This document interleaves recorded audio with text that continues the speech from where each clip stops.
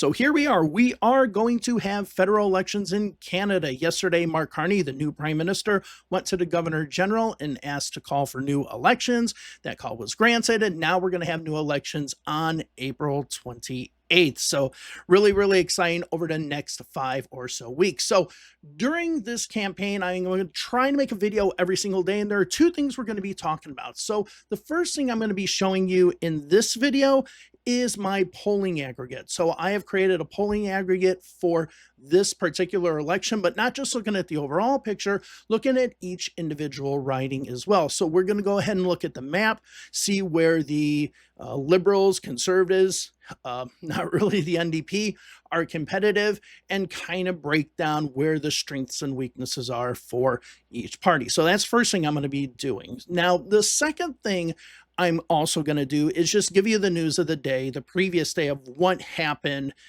in the election. Now, today I'm not going to be doing that because I was working my algorithm until 3 o'clock this morning, and now I have everything up ready to present to you. So we're just going to look at the raw data. We're going to look at the polls that are out there right now. Go ahead and take those polls and transform them to look at the new ridings, which ridings are districts if you're in the United States. They call them ridings in Canada, so I will be calling them ridings from this point forward, and just seeing how the landscape of Canada is changing, because right now the Liberals look to be in a pretty good position. The Conservatives, not so much, but the NDP is absolutely collapsing because the NDP doesn't have, well, they have one seat in Quebec and not much in other places. All of those NDP losses that we're starting to see right now are either going to go immediately to the Conservatives or immediately to the Liberals. The Greens aren't gaining any of that, and the Bloc Québécois is not gaining any of that as well. So let's go ahead and go into the map, and let's go look at the ridings and see what's happening in this election. All right, so let's go ahead and look at the overall vote projection. So before we get into this, what this is a polling aggregate that basically takes the polls at the provincial level, applies those to what the ridings look like right now, where those ridings are shifting, and the volatility within those ridings, because you might have some ridings where there's large volatility and some that it's very small, and we know what the results are going to be. So here's the numbers as of today, the 24th of March. The numbers on the left are going to be the numbers of safe seats for those parties. The number in the middle is the number that the model right now says each party would win. And then the number all the way to the right is the number of the highest. Like if they won every single seat that they're competing in, that would be their number. It's very, very highly unlikely any of these political parties will reach that number, but you never know. So here we go. If we look at the Liberals, we see their low bar right now, the seats where they are pretty much safe, is 138. So what does safe mean? A safe seat means that even if the Liberals do really, really poor in that riding, the next largest political party, even if they do really great, don't even have enough votes to offset the poor performance by the winning party. So the Liberals are at 138. 174 are the projected seats they have right now. Now, this is just the seats they are leading in. So they could be leading in these seats by, let's say, 1 vote, or they could be winning by 50%. Okay, so it's just all the ones that they are leading in right now. And as you can see here, they're at 174, which is 2 seats above the majority. Now, we could see that their best performance, if all the seats that they're competing in are actually won, all of those ridings together would be 207. It's very unlikely that will happen, but the range is there. Now, let's go ahead and look at the Conservatives. So their low bar, their safe seats are 106. Most of those are in Western Canada. Now, the model right now has them at about 131 seats. All the seats that they're leading in either quite safely or very small, the smallest margins. But this is where the concern comes for the Conservatives. Now, they only have, according to the model right now, 160 ridings in which they are competing in. They are only competing in 160 ridings. That means that they even at their best, cannot get a majority. So they can form a minority government, but there's no way as of right now with the polls that we see that they can form a majority government. And polls in Canada change quite a bit. Ask Thomas Mulcair, ask Michael Ignatieff, right? Polls can change drastically. So yes, these numbers will change over time. The Bloc Québécois, their low bar is at 19. What they are projected to win right now is 26, and their high bar is 35. So they're performing less as well. And a lot of those Bloc Québécois seats almost exclusively, and they might be exclusively, going to the Liberal Party. So the Liberals are benefiting greatly from the Bloc Québécois doing quite poorly in Quebec compared to last time. Now, the NDP is absolutely collapsing. We'll look at this in our map that we have. They're in trouble that they might not even get official party status. And this means a lot that, like, during prime minister's questions, you aren't going to be a party that's recognized or whatever. So you don't get the, you don't get the attention. But other parties have been outside of the official party status before and have come back. It's not like, especially in the days with the internet and social media, it's not like it's dealt out like it might have been in the past. But the NDP are at 8 seats, safe seats. They're projected right now, according to the model, to win 10. Now, official party status in Canada, as right now, is 12 seats. So 10 would put them outside of official party status. The best they can do as of right now is 18. Now, the current numbers they have in there are 24 seats. So even at their absolute best, they would just get devastated. And with the Green Party, the worst they'll do is they'll lose both seats that they have. But it does seem like the 2 seats that they have, that they will win, and they will continue to win those. They are competitive, but like the Kitchener Central one is not as competitive. So the Greens will probably stay at 2. All right, so let's go ahead and go to the map and see what's happening. Now, if you are on my Substack, you will have access to this map that I update every day. So you can go there and join my Substack. And for paid members, you can have access to this map as well. So let's go ahead and look out east into the Maritimes, into Atlantic Canada. So overall, if we look at Atlantic Canada, the seats are pretty much set. Most of them are safe seats. There is this riding here of Cumberland and Colchester. That is a competitive seat, which the Conservatives currently hold, and the Conservatives are currently in the lead. But if you look at the average vote that we see there, you can see that the Liberals right now, the average vote's at 40% compared to the Conservatives 45%. So there is an opportunity for a pickup here, but for the most part, Atlantic Canada is pretty much set. All right, so now if we look at Quebec, we can see that the Bloc Québécois are losing a few seats here, mostly to the Liberals, some to the Conservatives. So in and around Quebec City, you are starting to see the Conservatives do quite well, picking up a seat here. And then the Conservatives keep their traditional safe area in and around Quebec City. So that's not a surprise. Now, if we look down at the island of Montreal, we do see the Liberals actually pushing out a little bit. So here are some of the more competitive seats, both under 1% difference between the Bloc Québécois and the Liberals. In these seats, the Conservatives are not competing at all in and around Montreal. Don't expect the Conservatives to be competing. But then if we look at some of these other seats that we have, we can see that the Bloc Québécois could lose some seats as well. So here you have Saint-Hubert, which is out by the airport. Okay, that's in and around Outremont. Okay, now Outremont used to be the riding that Thomas Mulcair has. And as you can see, the NDP still polls well. They will be second, but they're nowhere near where they used to be as well. But you take the LaSalle riding here. This is the one that Paul Martin was in back in the day.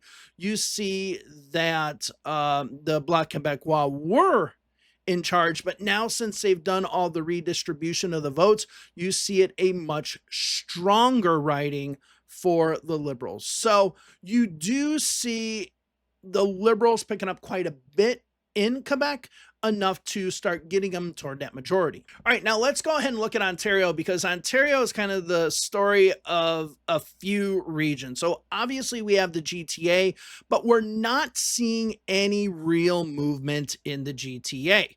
Okay, so we do see that there's some seats, some ridings like King Vaughan that's getting a little bit close for the Conservatives that they could lose. We'll see how this one works out, but most of the ridings that we see in the GTA itself are pretty much to one party or the other. So we go in and around Toronto itself. These are pretty safe seats, okay? But you can see Toronto St. Paul's, which is held by the Conservatives right now. You do see the Liberals. Now, a lot of this has to do with redistribution as well. So this is the one Green Party seat that we have out in Kitchener Center, and it looks like it will be there, but the Conservatives are competing in that one as well. So it's not a set thing. And as you can see, it was kind of Mississauga, Etobicoke, Mississauga, down to Oakville, Burlington, going down to Hamilton, though Hamilton's an NDP area. This was kind of the area I think that if the Conservatives wanted to make a play in Ontario, this is where they'd have to make a play. But as of right now, there are some close seats like Oakville East, but the Liberals still have a pretty good tight grasp on it. Now, most of the other ridings are pretty much what we expect normally in Ontario. The only things that we kind of do see now is we see this is Charlie Angus's old seat, old riding. You can see that it's pretty much a three-way tie between Liberals, Conservative, and NDP. So this is the 16th most competitive riding as of this point. So yes, the Liberals are in the lead, but barely in the lead.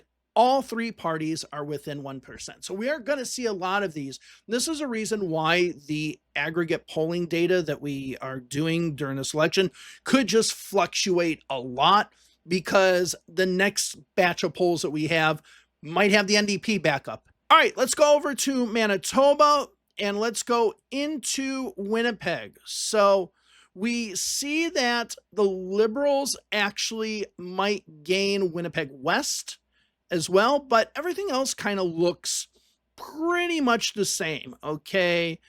There are some other seats that are a little bit competitive. Winnipeg Center, we can see the Liberals pick that up from the NDP. That is the 10th most competitive seat. So you can see right now the average has the Liberals at 41% compared to 39% for the NDP. And that's why I'm saying once these polls start solidifying and maybe we get closer poll numbers that aren't as fluctuating and more polls thrown into our aggregate, you might start seeing these numbers solidify. So yes, you do have the Liberals competing in some of these seats, but you know, the NDP could be winning them next time. Now you got Churchill up here, okay, which has been NDP for quite a while, and as of right now, it looks like the Liberals actually could win this. So we are seeing a strong showing here by the Liberals. So if Nikki Ashton loses her seat, it could be a bad night. Now, not much is happening in Saskatchewan, and so I'm not going to delve too much into it here. It's almost all safe seats, except for this seat all the way up in the north. It's always kind of been a iffy seat, but the redistribution has made this. It is way, way more of a Liberal seat. So this would be a Liberal pickup. All right, let's go ahead and go to Alberta, and let's go to Calgary first, because we do have new riding. So Calgary McKnight, for example, is a new riding and looking to go to the Liberals. And pretty much a lot of these seats in and around Calgary are safe. There are a few that are not safe. So Calgary Confederation, you can see that the Conservatives are slightly leading in that. Calgary Centre, the Conservatives are also have a bigger gap there, but are doing well. So there is the opportunity for the pickup of a few seats in and around Calgary. Now, if we go up to Edmonton, where the NDP has done well before, you can see Edmonton, they keep their Edmonton Strathcona seat here. So that's no surprise. It's been an NDP stronghold at both the provincial and federal level for a while.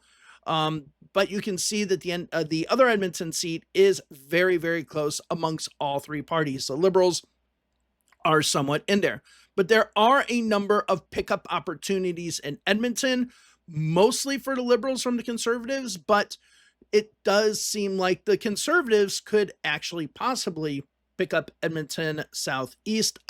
This is the new district that is in Edmonton. The Liberals will pick that up, but it's still an opportunity nonetheless. All right, so now let's go to British Columbia, and this is where you're going to notice the collapse of the NDP and who that collapse is benefiting. Now, all along the coast here, this is currently held by the NDP, but you can see after redistribution and the polls that we're seeing right now coming out of British Columbia, which show the NDP absolutely collapsing in the polls, it is going to have a big effect. So as we see right here, we see many of these ridings, the Conservatives pretty safely ahead. In fact, all of these ridings that are new Democratic ridings are now considered pretty much safe Conservative ridings. There are a few here where you can see the pickup opportunities for all parties, possibly, but the Conservatives are in a good position there. If we go down, if we go down to Victoria, we can see that the Liberals right now would be picking up Victoria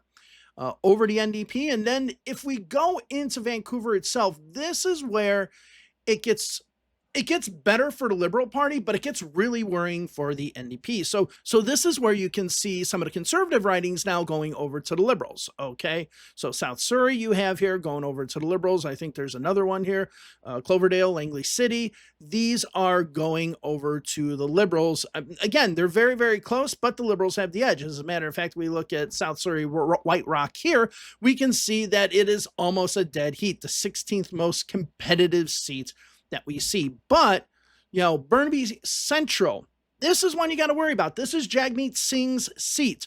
As of right now, he is projected to lose his seat, and he's possibly projected to finish third in his riding. So we do see another, Vancouver Kingsway should be a strong seat for the NDP in any election year, but this year, the Liberals could possibly win it. Now, again, this could change with polling coming out and if the NDP do a little bit better in British Columbia, but they have been doing quite poorly. And so this is where you see the problem. Now, before we get into an overall synopsis, we don't really have any polling from Yukon, Northwest Territories, or Nunavut. So I just have those seats distributed as to where they are right now, which is 2 for the Liberals, 1 for the NDP. But of course, that could change. We'll see. These seats have gone other parties before. I do not know. But let's look at the overall synopsis. Okay. The biggest reason why the Liberals are doing so well right now is they are able to pluck a number of seats from the Conservatives, the NDP, and the Bloc Québécois. All three. As for the Conservatives, they get, one here, one there from the Bloc Québécois. They pluck a number of seats from the NDP out there in British Columbia. The Conservatives' biggest problem right now is they're not taking enough seats away from the Liberals. So yes, they might be increasing their numbers, but they're not doing it at the expense of the Liberals grabbing their ridings and then adding it to their total. So the GTA to me is a big tell to see how many of those seats right now are safe for the Liberals. If it stays that way, then the election is pretty much over as far as who forms government. Now, if we get into a majority or not, that's another argument altogether. But it does look like the Conservatives just cannot penetrate into Liberal territory. They can penetrate into NDP territory, some Bloc Québécois territory, but only some places where the Liberals do well. If the Conservatives want to form government, they really need to start hitting the GTA hard. They're really going to have to start hitting, along, Oakville, Mississauga, Etobicoke, all in that area. If they're not flipping those seats, because they've pretty much done well in other places, if they're not flipping them, the election's over. And I think right now we can really say that this election, as far as whether the Conservatives are the ones forming government or not, really hinges on everything west of Toronto. All right, so that's just today's video. I will be doing one tomorrow with an update of the election. Again, if you want to get this map, please go to my Substack. It is down below. I will see you all in the next video. Have a wonderful day wherever it is you are. Bye-bye.